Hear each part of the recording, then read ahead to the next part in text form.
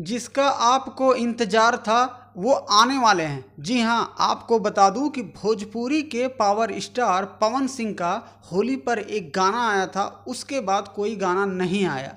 अब गाना आने वाला है जो कि नया धमाका होगा और ये गाना लगन स्पेशल होगा।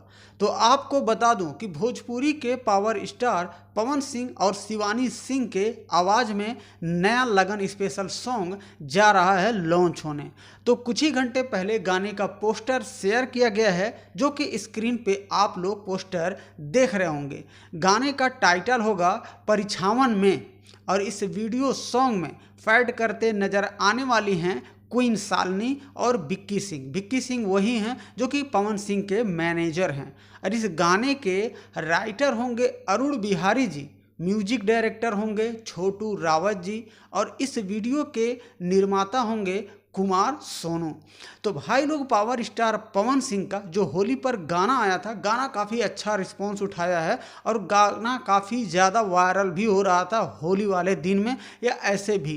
तो दोस्तों, मैं आप सभी को बता दूं कि जो पावर स्टार पवन सिंह और शिवानी सिंह के आवाज़ में परिछावन में जो सॉन्ग लॉन्च होने वाला है वो 6 अप्रैल को, जी हाँ 6 अप्रैल को सुबह 6:15 पे Gananayak film entertainment YouTube channel है, उसी पर इनके लगन स्पेशल का जो सॉन्ग है लॉन्च किया जाएगा।